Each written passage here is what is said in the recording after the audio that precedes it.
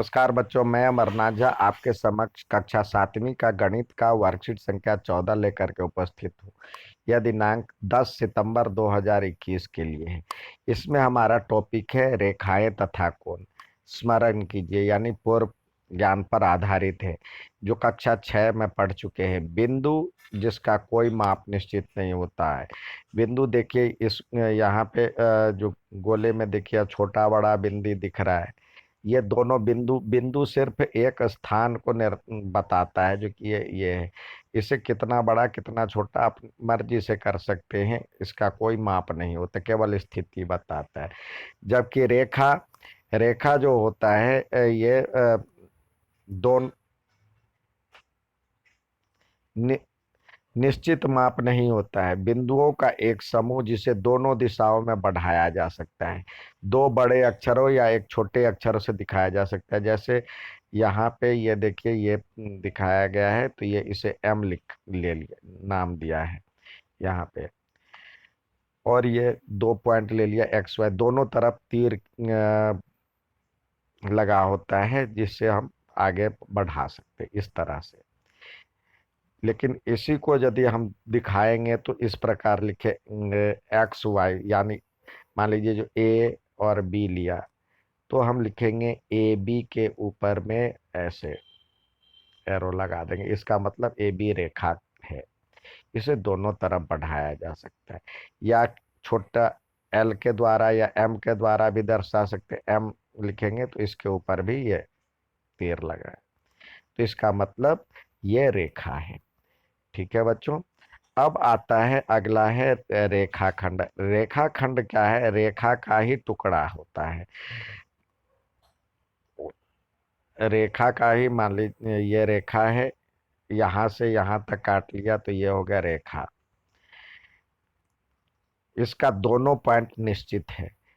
ये दोनों पॉइंट यहाँ पे देखिए, ए बी में दोनों पॉइंट फिक्स है, यानी इसे आगे नहीं बढ़ाया जा सकता है। किसी रेखा का एक टुकड़ा जिसके दोनों अंत बिंदु हो, रेखाखंड को अंग्रेजी में के बड़े अक्षरों द्वारा दर्शाया जाता है, जैसे ए बी। लेकिन इसको भी रेखा ये रेखाखंड का चिन्ह लगाना जरूरी है। अब किरण, किरण आपने टॉर्च में देखा होगा, जो कि टॉर्च या लाइट मोबाइल में भी, तो एक जगह जहां से निकलता है वो निश्चित होता है, लेकिन कितनी दूर जाता है वो निश्चित नहीं होता। यानी एक साइड तो फिक्स होता है, दूसरे साइड कितने भी दूर तक बढ़ाया जा सकता है। इसे हम कहते हैं मतलब रेखा को किरण, जो एक साइड बढ़ाया जाए। किरण रेखा का एक हिस्सा होता है, जिससे एक अंत बिंदु निश्चित होता है, नामित यानी प्रारंभिक बिंदु निश्चित होता है। अन्य बिंदु को अपरिमित रूप से बढ़ाते हैं।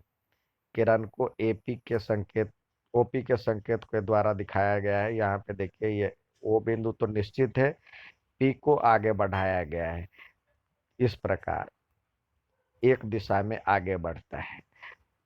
एक बिंदु से कितनी रेखाएं गुजर सकती है? एक बिंदु से देखिए, आपको एक सवाल दिया हुआ है, एक बिंदु से कितनी रेखाएं गुजर सकती है? ये एक बिंदु है यहाँ पे, इससे हम कितनी रेखाएं निकाल सकते हैं?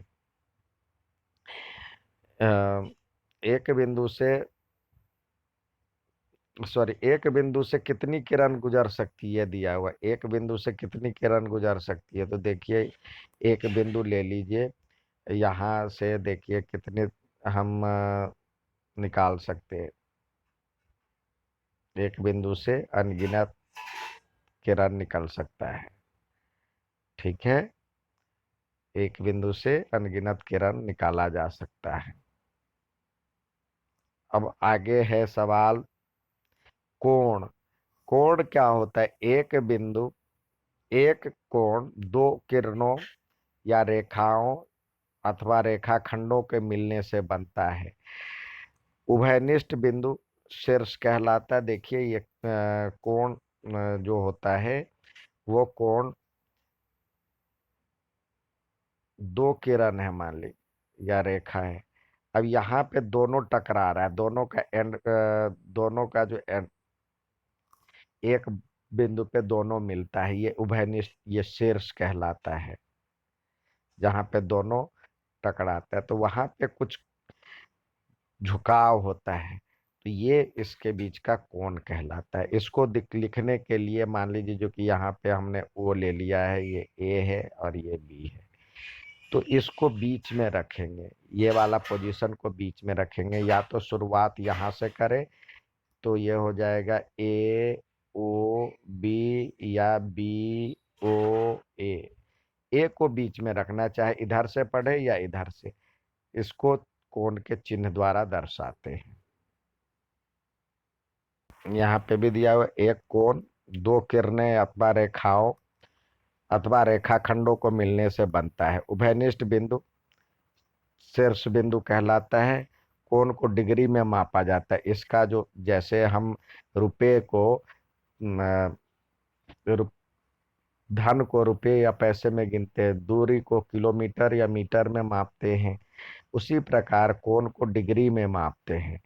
तो ये कोण या तो ऐसे लिख दिया कोण ए ओ, या फिर यहाँ से शुरू करे यहाँ तक जाए, या यहाँ से शुरू करे यहाँ तक जाए। कोण पी ओ क्यू या कोण क्यू ओ पी दोनों लिख सकते हैं। क्या एक सरल रेखा कोण हो सकती है? हाँ, सरल रेखा में देखिए, एक सरल रेखा है, इस पे कोण ये इस तरह रेखाखंड ये आ गया है, रेखा ही है, ले लेते हैं। क्या इस पे कोण बनती है? तो देखे, कोण यदि कोई निश्चित बिंदु पे लेकर के बनाएंगे तब तो बनती है, इस तरह से कोण बन जाता है। लेकिन वैसे सरल रेखा पे दो कोई इनिशियल पॉइंट लेंगे, एक ही रेखा है, तो इस पे तो नहीं बनेगा।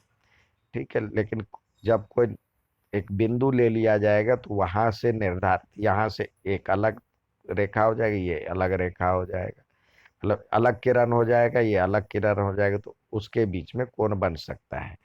वैसे एक रेखा पे एक हाथ से नहीं बन सकता। अब पूरक कोण और समपूरक कोण, जब दो कोणों का योग 90 डिग्री होता है तो पूरक कोण कहलाता है। जब दो कोणों का योग का माप 180 डिग्री होता है तो समपूरक कोण कहलाता है। अब आसन्न कोण और रैखिक कोण के बारे में समझे। आसन्न कोण और रैखिक कोण जो होता है, जब हम कोण बनाएंगे, देखिए ये कोण और एक ये डाल दिए, तो इसके आसन्न कोण होता है पड़ोस वाला कोण। उसमें जैसे ये रेखा उभयनिष्ठ है, एक कोण इधर बन रहा है और एक कोण इधर बन रहा है। जब एक अ, दो कोण ऐसे सटे हों, आसन्न कोण में उभयनिष्ठ शीर्ष और उभयनिष्ठ भुजा होती है। कोण पी ओ आर यहाँ पे दिया हुआ, देखिए पी ओ आर और क्यू ओ आर, तो ये दोनों क्या है, या आर ओ क्यू, दोनों आसन्न है क्योंकि ये दोनों में भुजा कॉमन है। ठीक है, ये कॉमन भुजा है, ओ क्यू कॉमन भुजा, ओ आर कॉमन भुजा है, एक इस साइड बन रहा है और दूसरा इस साइड बन रहा है। तो यहाँ पे दिया हुआ है भुजा ओ आर उभयनिष्ठ भुजा है, उभयनिष्ठ शीर्ष है ओ, और जो भुजा उभयनिष्ठ है वो दोनों एक दूसरे के विपरीत है। रैखिक युग्म, जब दो रैखिक युग्म दो आसन्न कोण को मिला करके एक सरल रेखा का निर्माण हो जाता है तो वो कहलाता है रैखिक युग्म। जब रैखिक युग्म ऐसे आसन्न कोण का युग्म होता है जिनकी भुजाएं जो निष्ठ नहीं है, विपरीत दिशा के किरणें हो जाती है, ये सरल रेखा बना देती है। ठीक है, अब हम आइए जो हमेशा की तरह सवाल दिए जाते हैं उस सवाल को हल करने का प्रयास करें। यहाँ पे कह रहा है जो कि अ, आसन्न कोण पूरक, इसमें पहचानना है आसन्न कोण कौन कौन सा है। तो आसन्न कोण ये भी है आसन्न कोण, ये भी है आसन्न कोण, और ये भी है आसन्न कोण। रैखिक युग्म आसन्न पूरक कोण, आसन कोण तो ये भी था, ये भी था, ये भी था। और पूरक कोण किसे कहते हैं? देखिए, पूरक कोण का जिसके दो कोणों का मान 190 डिग्री होता है। तो 90 डिग्री कौन बना रहा है? ये बना रहा है। तो आसन्न पूरक कोण ये हो गया आसन्न पूरक कोण। रैखिक युग्म, जो एक सरल रेखा बनाता है, दो आसन कोण मिलकर के एक सरल रेखा बनाता है, तो ये है रैखिक युग्म। ये समपूरक युग्म, जो दो कोणों को जोड़ मिलकर के 180 डिग्री हो रहा है, तो ये है समपूरक युग्म। ठीक है, तो इस तरह से आप सबको छांट सकते हैं। दी गई आकृति में x का मान निकालिए। तो संपूरक ये क्या है? सरल रेखा पे 180 डिग्री का कोण बनता है। तो ये x निकालना है, तो 180 में से 150 घटा देंगे, तो ये हो जाएगा 30 डिग्री। तो इस x का वैल्यू हो जाएगा 30 डिग्री। जब घड़ी में दोपहर 3:30 बजी हो, तो घड़ी के दोनों सुइयों के बीच में क्या अंतर है?